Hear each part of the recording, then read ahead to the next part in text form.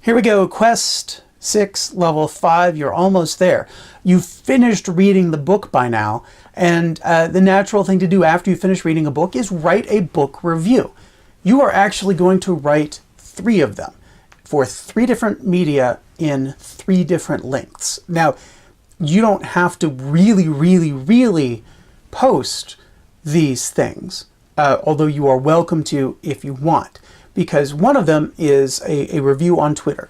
The thing that I like about Twitter is that it has a sort of maximum number of characters you can put into a single tweet, which means that you need to be very careful as you write that tweet review of your book. You have to be able to get in the title of the book, probably the last name of the author at least, also what you think of it without spoilering what happens, and all of that has to happen in 280 characters or fewer.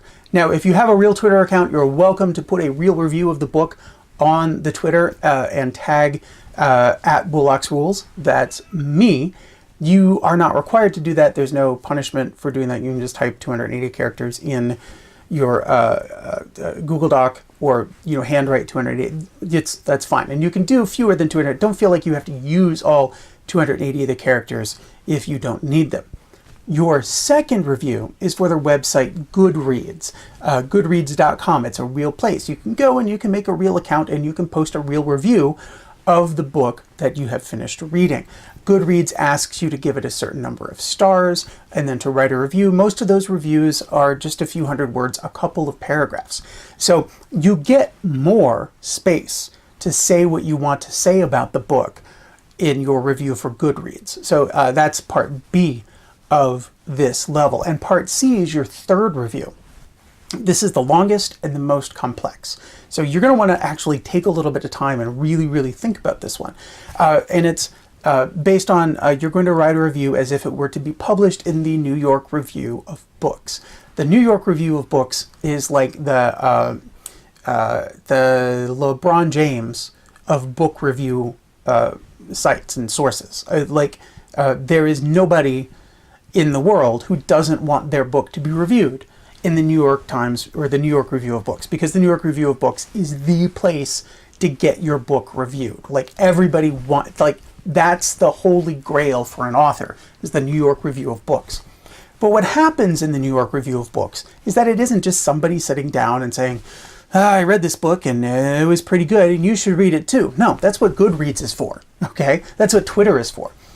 What the New York Review of Books does is it takes a book, sometimes 3 or 4 or 5 books, and finds an expert in the field about which that book is written and says, hey, expert, can you look at these books and can you put together something for us that really digs into the issues behind these books? Now, there's a sample in your level document about this, so that you can see that there's a headline and there's a list of books that are reviewed, and there's a photograph that represents the issue behind it, and the writer of this review begins not by saying, I read this book and it was okay, but rather by saying, here's this issue. This is what makes up the issue. This is why the issue is important to talk about and to write about.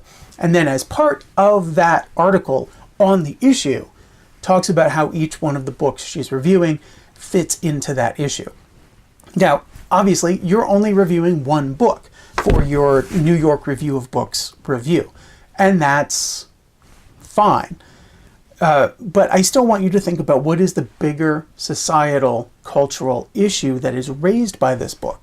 How can I say something about that issue? How can I pick a headline related to it? How can I find a photograph that represents it? And then how can I write this article about the issue and blend into it all of the things that I've learned from the book that I just read?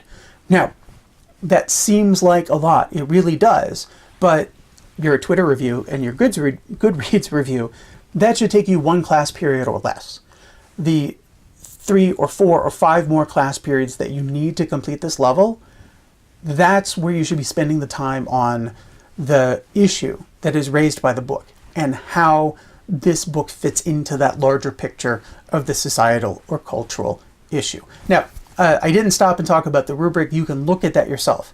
But I think you know that it's going to be things like you're using good evidence from the book, you're following the 280 character count or the site guidelines for Goodreads.com, all of that stuff. That's all. You're smart enough. You can look at the rubric by now and figure out what it is that you need to do. So please take this one seriously. Write 3 reviews in 3 different sizes. Good luck.